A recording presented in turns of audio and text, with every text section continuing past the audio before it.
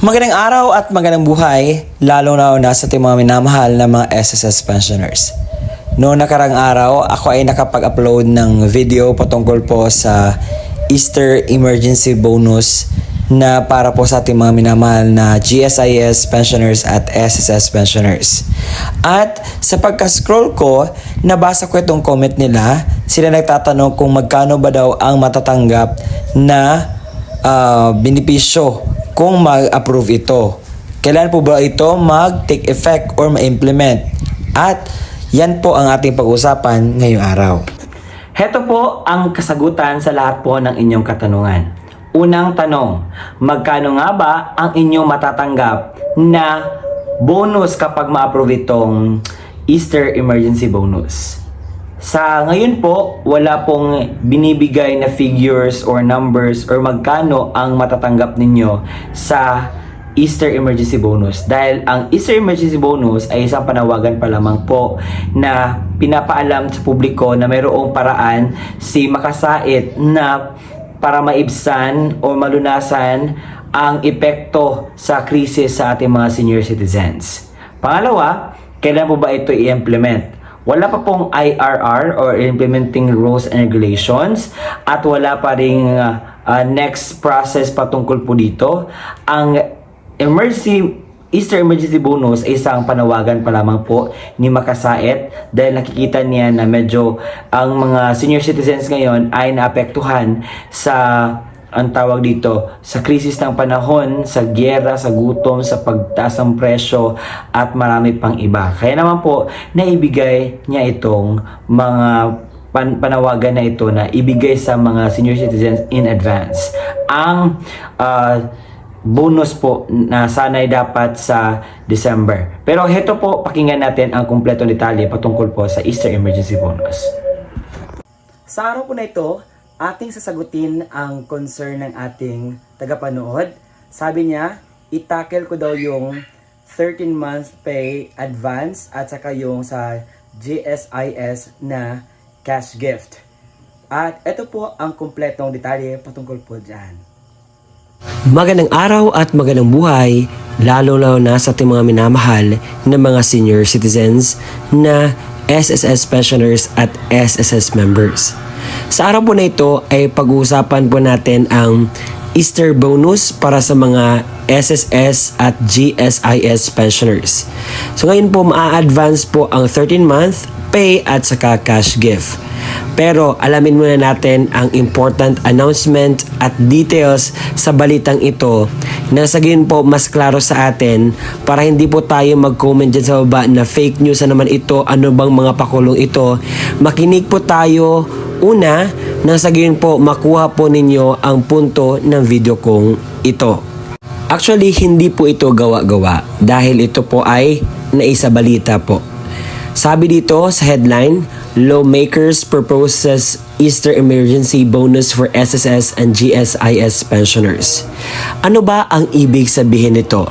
Let me explain something. Ayon sa SSS GSIS Pensionado Party List Representative Rolando Ledesma Makasait noong Monday, siya ng immediate release sa Easter Emergency Bonus to cushion sa impact po ng pagtaas ng presyo sa mga pensioners ng SSS at GSIS. Sabi dito, in-emphasize ni Makasait na ang pensioners ay remain the outmost vulnerable sectors during this crisis. Nakita niya na naapektuhan ang mga pensyonado sa ngayong krisis. Ayon sa kanyang pahayag, sa panahon na patuloy ang pagtaas ng presyo ng gasolina, pagkain at medisina, kinakailangan natin ang mabilisang tulong para sa ating mga pensioners. In these times when the cost of gasoline, food, and medicines continues to rise, we need prompt assistance for our pensioners. Sabi po niya ito sa news. Ang mga lawmakers propose sa emergency bonus be sourced from existing benefits, specifically ang 13-month pay sa SSS at Christmas cash gift sa mga GSIS, allowing immediate relief without need for additional funding. So ibig sabihin hindi na magdadagdag ng mga any funds. Ibig sabihin meron silang mga gagawing mga paraan para po makakatulong sa mga SSS pensioners at GSIS pensioners para hindi po sila grabe yung apekto sa krisis. Dagdag pa niya, as the former president of both GSIS and SSS, alam niya na there will be no effect on the fund life of the institution if we release it now. Kung magbigay daw sila ng cash gift at saka yung 13-month pay ng mga pensioners, wala daw problema kung gusto talaga lang ibibigay ngayon kung ma-approve itong plano nilang Easter Emergency Bonus. Makasait stress that the measure is a timely and practical intervention para mabigyan po ng immediate assistance ang mga retirees na nagdepende primarily sa kanilang mga pensyon. There is no need to delay this any further. This not require any action from Malacanang or Congress. This respective board of SSS and GSIS already authority to approve and release benefit immediately, sabi po ni Makasait. Ano ba ang punot dulo ng aking sinasabi? Ganito po yun. Kapag ma-approve itong 13-month pay, Easter Emergency Bonus, ang mangyayari po, ibibigay sa inyo ang inyo pong pensyon pwede sa ngayon na buwan, susunod na buwan, at yung sabing 13-month pay at cash gift na matatanggap nyo sa December ay i-advance lamang po. Yun lang po ang mangyayari. At kapag na-approve po ito, ma-advance at wala na po kayong tatanggapin by December. So, ibig sabihin, ibinigay na in advance. So, kung kayo, sang-ayon ba kayo sa ganitong balita? Pero, ngayong araw po, ipaparinig ko ang interview ng sa punot dulo ng balitang ito. Nasa po maintindihan natin. Nananawagan ang isang party list lawmaker na magbigay ng Easter Emergency Bonus sa mga pensioner ng SSS at GSIS. Ayon kay SSS GSIS Pensionado Representative Rolando Makasait, kailangan ng agarang tulong ang mga senior at retiree na pinaka-naapektuhan ng krisis. Kaugnay ng balitang yan, makakausap natin sa ating programa, Congressman Rolando Makasait. Good evening, sir. Good evening, Kong. Ma'am, good evening, Ma'am Maricar. How are you po? I'm good, sir. How are you po? I'm great. Ako magandang gabi po sa mga tikapakinig sa inyo. Okay, Kong. Magkano po ang matatanggap ng mga pensioners kung sakaling aprubahan po ang inyong panukala? One time lang po ba ito, ang pagbigay nito? One time to, Ma'am Maricar, normally mga GSIS po ay binibigyan ng 10,000 bawat isa. At ang SSS po, ang SSS din po ay 10,000 yata po yun. Nung presidente po ako, naalala ko po mga 10,000 po. Mm-hmm. Okay. At saka ito po, hindi na kailangan ng emergency power, ano? Ito po immediate magagawa. Board resolution lang po ito at walang bawal dito. Kasi po, naka-budget na ito. Ang ginagawa ko po, pinapabigay ko lang sana ngayon na kasi krisis tayo. Yun po ang dahilan kaya inaano ko po yan sa mga presidente po ng SSS at GSIS. Opo. Sir, just to clarify po, nabanggit nyo 10,000. 10,000 po sa SSS and then 10,000 sa GSIS. Did I get it right, Opo. sir? Okay. Tama po yan. Opo. So, iminumungkahin nyo po na kunin ito sa 13th month pension ng SSS at sa Christmas cash gift naman po. Kasi kailangan nila ngayon. In fact po, gusto ko sana sabihin din sa presidente na pati yung kahit kalahati po ng mid-year bonus i-release na ngayon. Kasi po, hindi lang po yan dahil sa very concerned po ako sa nangyayari sa ekonomiya. Alam niyo po, wala pong mga proyekto masyadong nagagawa ngayon. You know po, about 20 to 30% of the GDP is based on government expenditures. Kung wala hong proyekto, talaga ho babagsak sasadsad ang ekonomiya natin. Kailangan talaga ho may pera ang mga tao to keep the business going. If you notice po, wala ng traffic eh. Diba? Kasi Yes, wala na talaga ho, wala ng pera yung mga tao. Opo. Kung ano po yung nakikita nyong pwedeng agahan po, katulad ng sinabi niya na bonus pwede nang ibigay, bukod pa ho doon, ano pang nakikita Ibigay niyo ho pwede? lahat ng benepisyo. Kasi po, the secret po in the Philippine economy ho, the earlier you spend the money, the better. Now, yung mga government expenditures on infrastructure, 19 na ako dahil ito mga corruption na ginawa nila dati. nagkakaproblema tayo sa mga construction projects natin, di ba? Wala pong construction, maraming nawawalan ng trabaho. Pinaka-importante ho talaga na we front-load all the expenses. So, naka-budget na ho yung mid-year bonus, naka-budget na po yung Christmas bonus. Unahan na yung mid-year bonus, i-release na ngayon pa lang. Yun lang naman po sinasabi ko. Kasi kailangan talaga ng mga tao ngayon ng pera. Okay. Pero meron naman po tayong sapat na pera po, no, para ilabas. Aagahan nga lang po. Yeah, yung GSIS at SSS po, daming pera niyan. Hindi ho imposible mawala ng pera. Yan, naging presidente ako dyan, kaya alam ko yan. And Now, would- yung yes, national sir. government din ho, may pera din po kasi wala hong infrastructure din, naka-budget din po yan. Unahan na yung pag-release. Yes, sir. Diba? Yes, sir. Would you have any idea as to how much it would amount to in total po?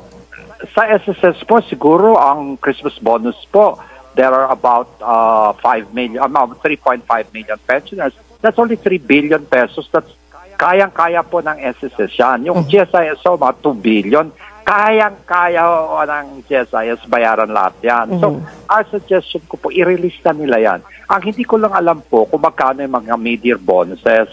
Kailangan ibigay na rin yan. At saka po, naniniwala po ako yung sinabi ni Senator Amy na dapat yung SSS at GSIS pwede rin isuspindi muna yung koleksyon.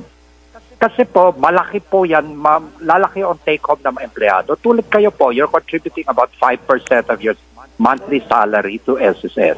Kahit maputol po yung kontribusyon nyo, say 3 months, wala yung epekto yon sa pension ninyo. Basta umabot lang ko kayo ng 120 months, may pension pa rin po kayo. Kaya po, tama yung sinabi ni Senator Amy, isuspindi muna ng SSS at GSIS yung koleksyon ng mga premiums. It will also help po yung mga employers na hindi muna sila mag-ano kasi hirap na talaga yung taong bayan. Yan lang naman po sa akin. At ito po, hindi kailangan ng emergency power. Verbal instruction lang ho ito ni Presidente or kahit po hindi utos ng Presidente. Ang Presidente lang ng SSS at GSIS with the approval of the board, pwedeng gawin po yan. So, hindi kailangan ng emergency powers. You have to think not outside of the box, Ma'am Maricar. Yes, sir. In this crisis time, so you have to think without the box. Yun ang sinasabi ko. Nagtataka naman ako, bakit pa ba kailangan ng emergency powers? Now, tama yung ginawa, no? Kasi nga, ito yung excise tax, diba? Tinanggal. Pero, ang sa akin po, eto mga maliliit na, well, hindi ko sinasabi maliliit, these small things add up to something for somebody who earns so little, di ba? Yes, sir. And then kung ang nakikita nyo din, hindi naman po ito magiging malaking kumbaga epekto dun sa pondo po ng pangkalahatan ng SSS at GSIS. Ay, ma'am, naka-budget yan. Hindi ho, kahit one day, walang epekto sa fund life ng SSS at GSIS. Kahit isang araw, walang epekto. Kasi po, ili-release talaga yan eh. Naka-budget na Okay. po yan eh. Okay, sir. Diba? To be honest with you po, I understand this very well. Pasensya na kayo. I cannot explain it here, but it's just the cost of money. You're just releasing the funds a little earlier, a few months earlier, and that's so insignificant. So there's no effect whatsoever on the fund life of neither SSS nor GSIS. Diba? Okay. Kung binanggit nyo din po kanina na may kapangyarihan ang board ng SSS at GSIS na aprubahan ito, nakipag-ugnayan na po ba kayo tungkol dito? Ande, binigyan ko na ng kopya yung presidente ng GSIS. Kaibigan ko kasi sila. So, sinabi ko na sa kanila, pero hindi ko pa ako nakausap kasi medyo may ano lang po ako, I have some medical issues now. No? Pero I will talk to them po soon. Yes, sir. Sana po by Monday pwede nang gawin yan or they can call a board meeting. Wala naman ng epekto talaga yan sa kanilang fund life eh. Meron din pong panawagan na di po ba si Senator Amy ang panawagan niya po ay suspendehin muna ang kaltas sa sahod ng kontribusyon sa SSS at Tama GSIS. po yun. Ang iba Tama po yun. Yes, sir. Kasi po, halimbawa po, ang empleyado ng gobyerno, 9% or 9%, 9% of his salary is deducted for GSIS contributions. Can you imagine po, if you receive a salary, say, of 40,000, 3,600 po, dinideduct sa sweldo nyo, buwan-buwan, para sa GSIS yun. Isipin nyo kung hindi nyo i-deduct yun kahit 3 months lang or 6 months while there is a crisis, lalaki po ang take home ninyo. Kailangan ho yan, walang epekto. Halos ang epekto po sa pensyon ay very insignificant po. I'll be honest with you po, siguro the effect po is 0.001%. Kaya, it's imperative po that we do all these things immediately, di ba? Walang epekto yan sa pensyon. Okay. Kayo po, empleyado kayo po dyan sa bilyonaryo. Kayo po, say, if your salary is, say, 50,000 po, and then you contribute po about 2,000, 5% of your salary is your personal contribution. Now, 5% of 50,000 is 2,500. Malaking bagay po na for the meantime, while you're adjusting, lumalaki yung take-home nyo muna. Just to tide you over so that you can adjust appropriately. Isipin yung gasolina, yung mga presyo po ng bilihin. Grabe po ang padakyat, Okay. diba? Kung meron din panawagan yung iba na kung let's say itigil po yung suspendehin muna po no yung do sa SSS, pwedeng ikargo muna ng mga mayayamang negosyante para lang wala daw, hindi naman maputol. That's up to Is that them. feasible, sir? I don't wanna impose that, you know. I cannot impose that because I'm sure apektado rin sila. Ang sa akin po, pinaka-importante, isuspindi muna, pati yung employer, hindi muna magko-contribute. Total mga 3 months lang naman. Ang epekto po sa pension niya, no, 3 to 6 months lang, ay napakaliit. Diba? Ituloy na lang nila. Kasi po, sa SSS at GSIS, naging presidente po ako niyan, kahit putulin nyo ng 3 months, 6 months, kahit ka 10 years ituloy nyo lang after that, pwede. So pag putol niya, hindi ibig sabihin mawawala na kayo ng pensyon. Basta umabot lang ko kayo ng 15 years sa GSIS, umabot lang ko kayo ng 10 years sa SSS, magkaka-pension din po kayo. Kaya okay lang po yung ginagawa na gano'n, na hindi ko kailangan ng presidential approval yan. Okay. Board lang po yan ng GSIS at SSS. Okay, Yun ang Kong. ibig sabihin. Opo.